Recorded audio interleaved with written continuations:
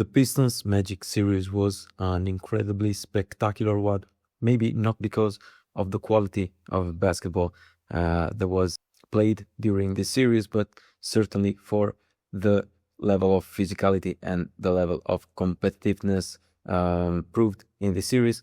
It ended 4-3 for the Pistons, but they had to recover from a 3-1 disadvantage against an 8th seed. And I think that there are encouraging and not so encouraging aspects for both these teams for the future. Starting from Detroit, they're young, but they still kept their composure, even down 3-1 against an 8th seed, with Game 6 that could have easily ended badly for them. They proved that they can be solid even during the worst moments, and this is something that will certainly help not only in their future but also in this playoff run, especially if they want to go deep in the Eastern Conference. Then Cade Cunningham proved to be a proper leader even at the highest stage. In this series, he averaged 32.4 points per game, 5.7 rebounds per game, and 7.1 assists per game. He committed almost 6 turnovers per game, but he was carrying the whole offense, so it was something that could be excusable for him. Then we saw Tobias Harris in great form. He averaged 21.6 points per game.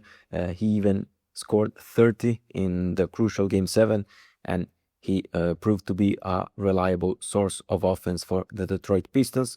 And this team also found important minutes from players like Duncan Robinson and Dennis Jenkins.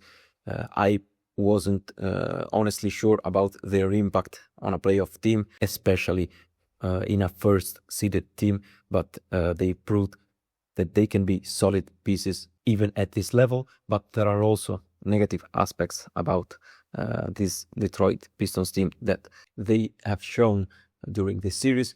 So how the offense looked very stagnant in long stretches of some games, and this is due to the fact that they lacked some proper spacing and they lack pure creators to surround Cade Cunningham, and that's why, in my opinion, Caris LeVert could be an underrated component of this Pistons team in the next series. Jalen Duren's underwhelming impact is certainly something to consider, especially because he had high motivations against Wendell Carter Jr. in what became a personal duel because of all the stories surrounding injuries.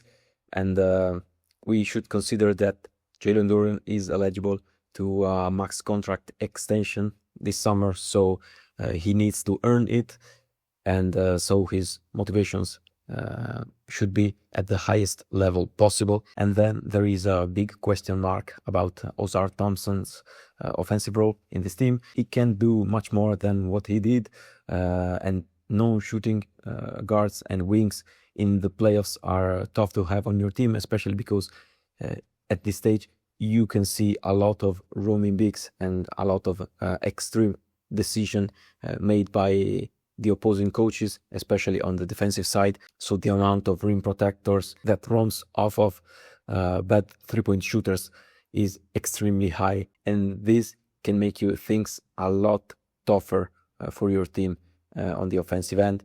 While talking about Orlando, there are obviously positive sides here too. They deservedly went up 3-1 against a first seed. They fought hard during the series, and they proved their toughness and also won games despite the poor shooting percentages, which is something that not a lot of teams can do. They found in Paolo Banchero a true playoff performer, even though he's still young.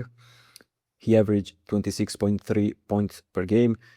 He even scored 38 in the decisive Game 7, even though it was a losing effort. Personally, I'm still not convinced about how a Banchero-led team could possibly go on a deep playoff run. I think that the offensive flow is negatively influenced by Banchero's presence most of the times, even though he's incredibly talented as a player, and this is something undeniable. But despite his great statistics, the Magic showed how they can also play without their superstar, and during some stretches of the season they even proved that they can play better, especially on the offensive end, without Banchero. Another positive aspect is the fact that they fired Jahmal Mosley, who was not the worst coach in the league, but he was not capable of giving this team a proper and efficient offensive system and identity. There are some candidates rumored to take his job. Tom Thibodeau, who could be an okay replacement for Mosley, in my opinion, has an identity that could fit well with the characteristic of this roster. But there were also talks with Billy Donovan and Darvin Ham, but these two are not great options, in my opinion, as they won't solve any of the Orlando Magic's problem right now. But Michigan's coach Dusty May was mentioned as an option too.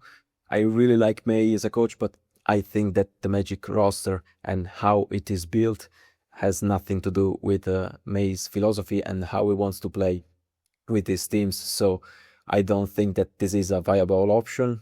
And then there are the negative aspects that were shown in this series, especially how extremely fragile the Magic were, both tactically and psychologically. Game 6 proves it loudly. The 24-point collapse, the 23 missed shots in a row, the 19 second half points distributed in 4 total field goals made in the second half and only 1 in the fourth quarter. And these are extremely bad numbers, especially in an elimination game like Game 6.